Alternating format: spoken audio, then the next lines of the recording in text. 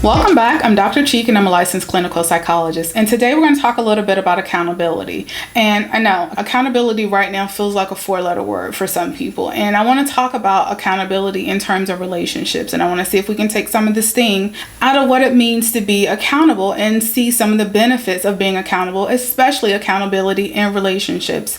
And when I talk about relationships, I'm not just referring to romantic relationships. I'm talking about any interaction that you have with another human being that is in most cases a relationship. So that might be a friendship, a family relationship, a parent-child relationship. And oddly enough, you do have relationships sometimes with strangers in your environment. You have a relationship with the cashier at the grocery store. That is a customer-employee relationship. And each one of you have a responsibility as it relates to this encounter.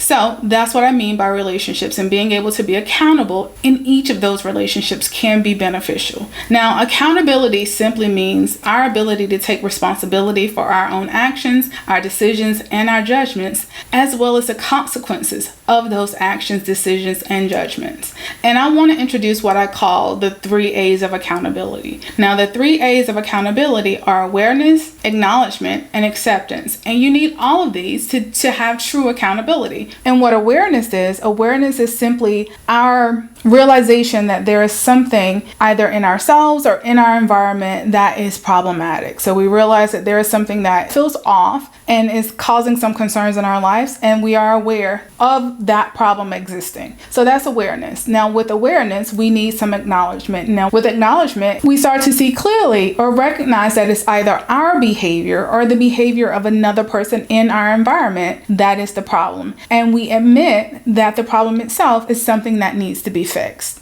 So once we have true awareness and true acknowledgement, we're able to get to acceptance. And once we get to acceptance, we are at a place where we start to admit and own the fact that 1, there is a problem that needs to be corrected. 2, the problem is either with my behaviors, decisions, or judgments, or the behaviors, decisions, and judgments of another person, or a combination of both of our behaviors, decisions, and judgments. And at the same time, once we have that realization, we're also clear about what the concern is. We're not in that moment in denial about the reality of that situation. We see the situation as it clearly is, and we know that without any changes, the things in our life will remain the same. Now, once we reach acceptance, we have a decision to make. And we have 1 or 3 decisions to make. Once you realize that there is some type of change that needs to be made in your life in order to resolve a problem that's happening in your life in that moment. So when we get to acceptance, those 3 options are: 1, we can either make changes within ourselves, or we can require changes in someone else in order to maintain a relationship.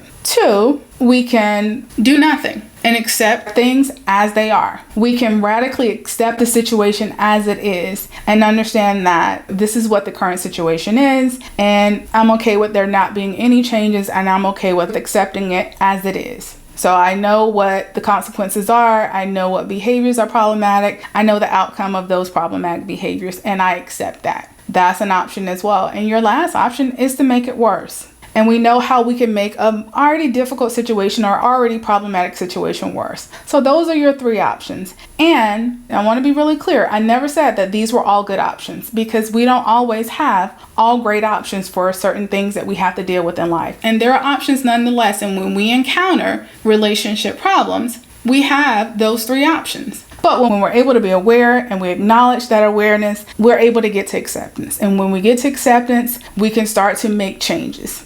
Being able to accept this situation as it is allows us to see where changes need to be made and be clear about what changes that have to be made, and decide if we want to actually engage in those changes, and be mindful that if you don't make a decision in those options, no decision is the decision. And because we've accepted the conditions of a situation, we understand that there is a change that needs to be made. We can take ownership of the decisions that we need to make moving forward. And taking that ownership of those choices is accountability. And we need both true awareness and true acknowledgement to be able to get to acceptance. And once we get to acceptance, we can then take ownership of the decision we make based off the reality of our situation. Now, you may ask yourself, or you may be asking, what do I need to take accountability in relationships? The benefit of taking accountability is that you are able to foster healthy relationships with those around you. It allows for us to be willing to take ownership of our own actions as it relates to engaging with others. It allows us to apologize and make corrections as necessary when we are able to own our own behaviors or our actions in a situation. Also, accountability allows us to actually have a conversation, a clear conversation about the problems that exist in a relationship. And when we're able to take accountability, not only for our own actions, but understanding the role of others' actions in our lives, then we get to a place where we can eliminate or start to diminish some of this emotional anguish or emotional stress that we have when we try to justify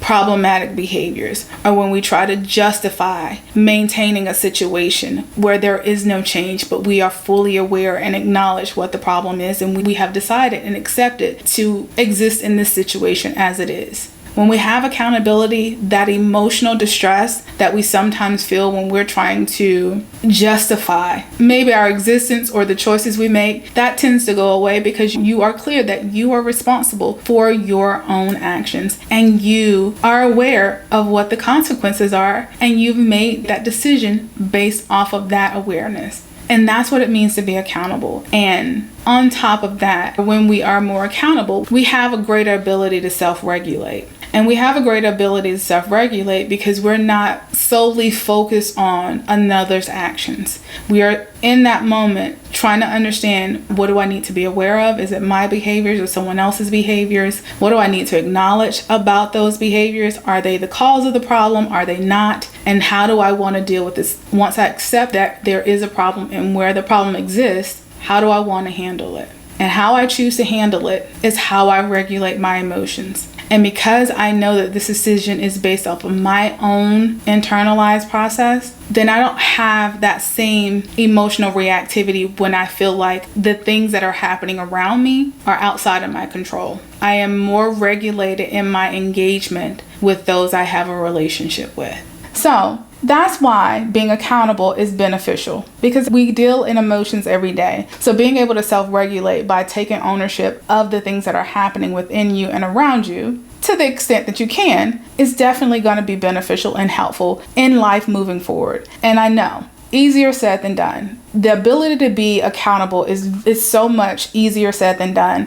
It's not always easy to take accountability for your own actions. And it's also sometimes hard to see when someone else's actions, especially if it's someone that we care about, it's hard to see how their actions are affecting the relationship that we have and actually require them to make a change or require ourselves to make a change. And sometimes accountability is easier said than done because there is a level of humility that is necessary in order for you to be accountable for your actions. And not all of us have that level of humility or that ability to humble ourselves enough to know that we are not always going to do it right. We're not always going to do it correctly. We are not perfect. Perfection is not the goal. And because perfection is not the goal, and you know that you're capable of making mistakes, that allows you to say, I'm not going to always do this the right way. I'm not going to always act rational. There may be times that I'm going to be irrational. And even in those times that I am irrational, I am able to own my own behaviors and even identify when someone else's problematic behavior contributed to how I felt or how I dealt with the situation.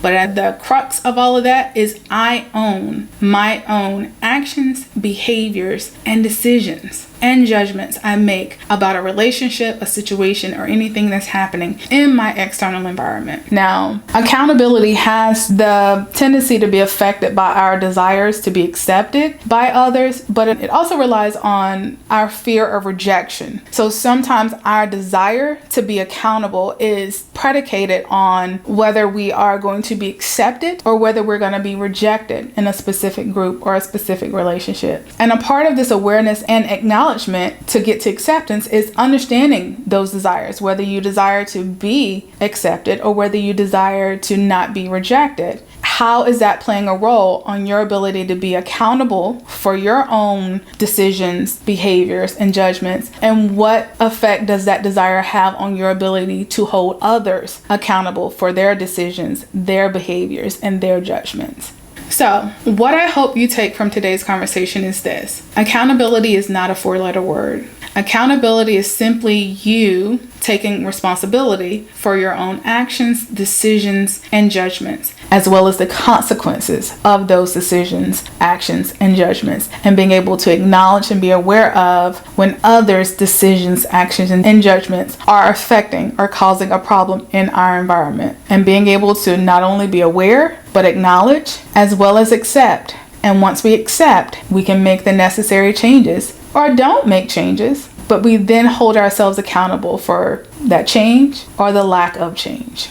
And like I said before, there are 3 options. You can either change, stay the same, or make it worse. You decide. But whatever decision you make or not make, because no decision is a decision, know that you are accountable for that decision. That was your choice.